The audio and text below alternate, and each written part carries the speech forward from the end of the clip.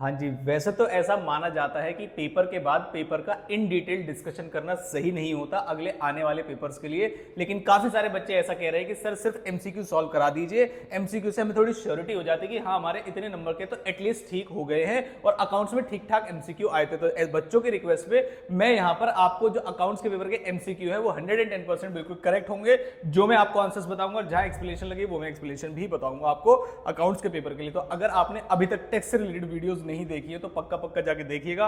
MCQ लाने के लिए अगर आपको एमसीक्यू वीडियो हेल्पफुल लगे तो इसे लाइक कर दीजिएगा। अगर आपको चाहिए सुपर 40 के सॉल्यूशन वीडियो, तो जो वीडियो 5 या 5 बजे के आसपास डली है उस पर लाइक टारगेट रखा है मैंने आपका 500 लाइक्स का, तो उसे जल्दी से जल्दी पूरा कराइएगा। जितनी जल्दी होगा मैं उतनी जल्दी सॉल्यूशन वीडियो लेके आऊंगा आपके लिए। और इस वीडियो का जो अगर आपको अच्छी लगे तो इसका लाइक टारगेट रखते हैं 250 लाइक्स का। आई होप आप इसे इजीली पूरा करा देंगे। आगे टेक्स्ट में आपको जो भी चैप्टर्स चाहिए, जिस भी चैप्टर में आपको वीकनेस लगती है, चाहे वो इनकम टैक्स हो चाहे वो जीएसटी हो, कस्टम छोड़ के आप मुझसे कुछ भी मांग सकते हैं। नंबर मैंने प्रीवियस वीडियोस में दिया हुआ है, उस पर व्हाट्सएप करिए, दिए गए फॉर्मेट में सब्सक्राइब का स्क्रीनशॉट भेज दीजिएगा। तो चलिए एमसीक्यू को मैं फटाफट से सॉल्व कराता हूं आपका, और मुझे बताना कमेंट बॉक्स में कि एक तो बताना मुझे पेपर कैसा रहा आपको, क्योंकि काफी सारे बच्चे कह रहे हैं मुश्किल पेपर था, बहुत सारे बच्चे कह रहे हैं कि इजी पेपर था। तो मैं कंक्लूजन नहीं बना पा रहा हूं इस वाले में कि पेपर था कैसे। तो आपका कैसा पेपर था ये भी बताइएगा, और कमेंट बॉक्स में मुझे अपना स्कोर बताइएगा कि जो जो मैंने एमसीक्यू आपके आंसर्स बताए हैं उसके हिसाब से आपका क्या सही आंसर है। तो चलिए शुरू करते हैं।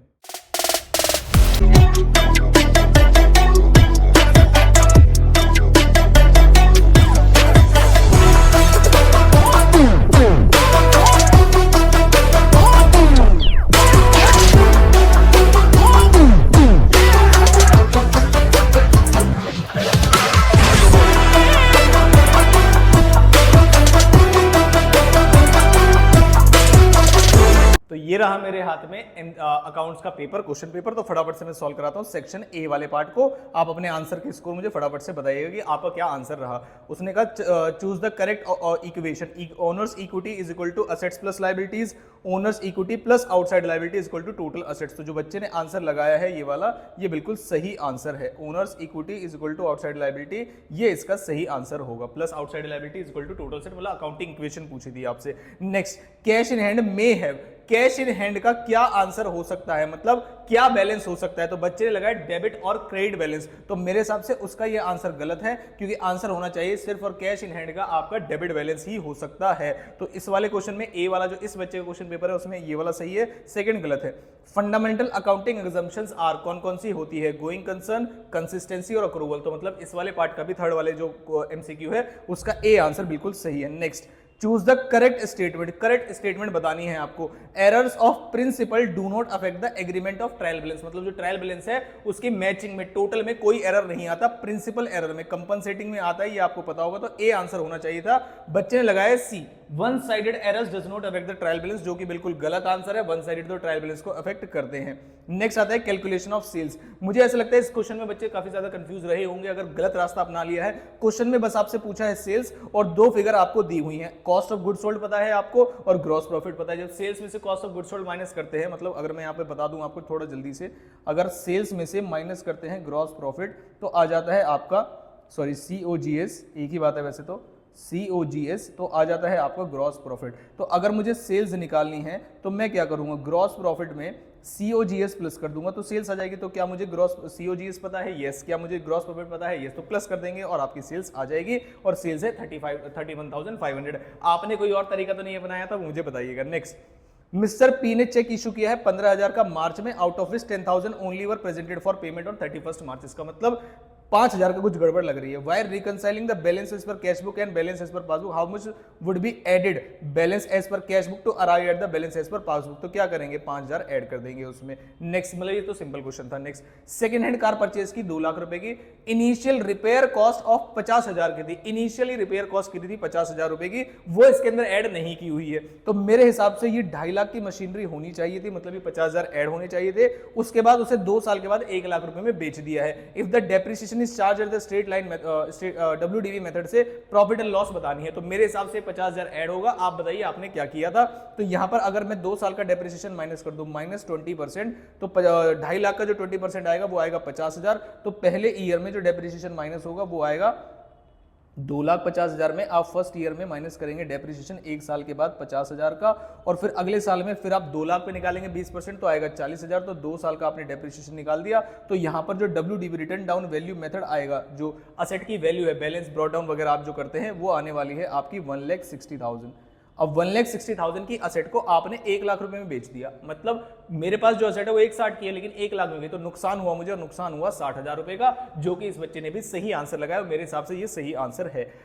एक्स ने ड्रू किया है बिल्स ऑफ एक्सचेंज 20,000 रुपए का, पेबल आफ्टर 3 मंथ्स, इसका मतलब 3 महीने बाद आपको पेमेंट करनी है। On the due date X could not make payment and requested a renew of fresh bill for another 3 months, जिसका रेट जो है 12% है। कई सारे बच्चे डाउट में क्या होंगे कि टोटल मिला के हो रहे हैं 6 महीने, तो क्या 6 महीने का ब्याज निकलेगा? Answer is no. 3 महीने के बाद तो ड्यू था, इसका मतलब पेमेंट ही 3 महीने बाद आनी है। जो अनदर 3 मंथ्स मांगे हैं उसने, उस पर इंटरेस्ट लगेगा। तो हम क्या करेंगे, इसमें 20,000 पे एट द रेट निकालेंगे 12% और निकालेंगे सिर्फ और सिर्फ 3 महीने का। तो जब आप इसे सॉल्व करेंगे तो 20,000 का 12% आएगा आपका 2400, और 2400 का 1/4 कर देंगे तो आएगा 600। तो 600 रुपए एक्स्ट्रा इंटरेस्ट लगने वाला है। तो बताइए नया बिल कितने का बढ़ेगा? तो 20,000 पहले से थे और 600 ऐड हो जाएगा। इस बच्चे ने भी इस क्वेश्चन का सही आंसर दिया है। आप फटाफट से मुझे बताइएगा लास्ट में करके कि आपका स्कोर क्या रहा। Choose the odd one out, odd one out को चूज करना है। रिवैल्यूएशन मेथड है, विदाउट रेजिंग गुडविल अकाउंट है, रिवैल्यूएशन अनरिकॉर्डेड एसेट से, ये सभी मेथड्स पाए जाते हैं। प्रीमियम मेथड आज तक नहीं सुना गया है, तो ऑड वन आउट इसमें पूछा गया है। ऑपरेटिंग लीज कैसी लीज होती है? ऑपरेटिंग लीज आपकी रिवोकेबल कॉन्ट्रैक्ट होती है। आगे simple question, state which of the following statement is false. Salvage value of stock means stock saved during the accident, ठीक है। And unusual items and defective items are separate under the insurance claim, तो क्या ये answer सही है? नहीं, ये insurance claim में वो कहते हैं अनयूजुअल जो आइटम्स होते हैं और जो डिफेक्टिव आइटम्स है वो अलग अलग है। जी नहीं, इंश्योरेंस के अंदर आपके जो अनयूजुअल आइटम्स और डिफेक्टिव आइटम्स है उन्हें एक ही माना जाता है, एबनॉर्मल नेचर के हैं, तो फॉल्स यही होगा। एबीसी पार्टनर्स में है जिसका प्रॉफिट एंड लॉस जो है 3:2:1 है। बी रिटायर कर गया, मतलब ये वाला हिस्सा जो है बी वाला, ये रिटायर कर गया। तो बताइए आप what is the gaining ratio of the remaining partner? तो गेनिंग रेशियो आपका 3:1 ही रहेगा। आई होप आप इसे सही निकाल के आए होंगे, हालांकि न्यू रेशियो भी 3:1 ही रहेगा। तो मुझे बताइएगा आपने इसका आंसर क्या लगाया। नेक्स्ट चलते हैं। ये मुझे लगता है काफी सारे बच्चे गलत करके आ सकते हैं। क्वेश्चन पढ़ते हैं। Goods are transfer from department next to department Y at a price so as to include profit जो है 33% ऑन कॉस्ट। इसका मतलब एक्स डिपार्टमेंट से गुड्स ट्रांसफर किए जाएंगे वाई डिपार्टमेंट में। जो भी गुड्स ट्रांसफर किए जाएंगे उसमें कॉस्ट प्लस 33%, 33 और 33 मतलब 1/3% जो है कॉस्ट का ऐड करके तब वाई पे ट्रांसफर किए जाएंगे, ठीक है। If the value of closing stock department Y की 18,000 रुपए, इसका मतलब ये इनवॉइस प्राइस पे है 18,000, मतलब इसमें प्रॉफिट शामिल है। तो क्या आप बता सकते हैं अमाउंट ऑफ स्टॉक रिजर्व और क्लोजिंग स्टॉक? तो इसका मतलब अगर ये कॉस्ट का 1/3 है तो सेलिंग का कितना होगा? 1/4। तो अगर मैं इसका 1/4 निकालूंगा तो कितना आ जाएगा? तो 18,000 का अगर हम 1/4 निकाले तो आ जाएगा कितना? 4,500। एक बार सॉल्व करके देख लेते हैं। 4 चौक 16 और 2 बच गए 4,500। जी हाँ, तो आपका जो स्टॉक रिजर्व आएगा वो आना चाहिए 4,500। बच्चे ने 6,000 कैसे निकाला? मुझे लगता है सीधा सीधा 1/3 कर दिया है। मेरे हिसाब से आंसर होना चाहिए 4,500, क्योंकि जो स्टॉक दिख रहा है वो वाई के यहाँ दिख रहा है, और वाई के यहाँ जो स्टॉक होगा वो इनवॉइस प्राइस पे दिख रहा होगा। आगे, income statement of a charitable institute is also known as, उसे क्या बोलते हैं? Income and expenditure, NPO. काफी सारे बच्चे मतलब मुझे खुद भी ऐसा लग रहा है, लेकिन अगर आप मेरी अकाउंट्स की स्ट्रेटेजी जो मैंने सुपर 40 से पहले डाली थी, कोई भी बच्चा जाकर उसमें चेक कर सकता है कि मैंने उसमें एनपीओ क्वेश्चन नहीं डाला था और एनपीओ नहीं आया। और 10th AS10 भी मैंने बताया था, काफी सारे बच्चों को पता होगा कि AS10 कंफर्म आना है, आपको AS10 भी आया। 12 का मैंने नाम लिखा था लिस्ट में, AS12 भी आया आपको। तो काफी सारी चीजें ऐसी थी जो एक्सपेक्ट की गई थी। ओवरऑल पेपर कैसा था वो सिर्फ वो बच्चा बता सकता है जो 3 घंटे पेपर लिख के आया है। मैं बाहर से देख के, कोई और बाहर से देख के कैसा भी पेपर के बारे में कमेंट कर रहा है तो बुरा ना माने। आपको 3 घंटे में पेपर कैसा लगा वो सिर्फ एक स्टूडेंट बता सकता है कि जब कंबाइंडली पेपर आता है, कोई मैच नहीं करता, ये एक्सपेक्ट करते हैं एनपीओ से आएगा, एनपीओ से नहीं आया, या कैसे से, वो तो आप बता सकते हैं जेन्युइनली क्या है। कंटिंजेंट लायबिलिटी जो है अपीयर होगी लायबिलिटी साइड पे नहीं, एसेट साइड पे नहीं, और balance sheet as a good, ये जी फुट नोट में दिखाते हैं हम कंटिंजेंट लायबिलिटी। तो मेरे हिसाब से एमसीक्यू ज्यादा ट्रिकी नहीं थे, बिल्कुल टू द पॉइंट थे। आपने किए होंगे तो मुझे अपना स्कोर जरूर बताइएगा। टैक्स से रिलेटेड पीछे जाइएगा, टैक्स से रिलेटेड जितनी भी वीडियोस है, मैं अभी टैक्स से रिलेटेड सभी वीडियोस का प्लेलिस्ट का नाम सर्च कर लीजिएगा, सीएम में इंटर जून 2024 करके प्लेलिस्ट बना दूंगा मैं अभी, जैसे ये वीडियो खत्म होगी आप उसमें देख लीजिएगा कि टैक्स से रिलेटेड मैंने क्या क्या डाला हुआ है। सब कुछ आपके काम की चीज है, स्पेशली कोई चैप्टर चाहिए तो आप मुझे व्हाट्सएप पे मैसेज करते हैं दिए गए नंबर पे, जो मैं प्रीवियस वीडियोस में देता आ रहा हूँ। आई होप अब तक तो आपने चैनल को सब्सक्राइब कर लिया होगा। बहुत ही मजेदार चीजें मैं आपके लिए लेके आता हूँ टेक्स्ट के पेपर में और आपके कॉस्ट के पेपर में पूरी प्रिपरेशन कराऊंगा। 500 लाइक्स अगर जो मैंने 5 बजे वीडियो डाली थी 5 सवा 5 बजे उसमें पूरे हो जाते हैं तो मैं आपको अर्ली मॉर्निंग जितनी जल्दी हो सकेगा ये कल दोपहर तक मैं आपके लिए वीडियो सॉल्यूशन लेके आऊंगा, इनकम टैक्स का भी और जीएसटी का भी। वीडियो को इसको लाइक टारगेट आपको पूरा पता ही होगा 300 या 250 जो भी मैंने लाइक टारगेट स्टार्टिंग में बोला था, मैं चेक कर लेता हूं, उसे पक्का पूरा करा दीजिएगा। मिलता हूं किसी अगली धमाकेदार वीडियो के साथ। तो थैंक यू सो मच।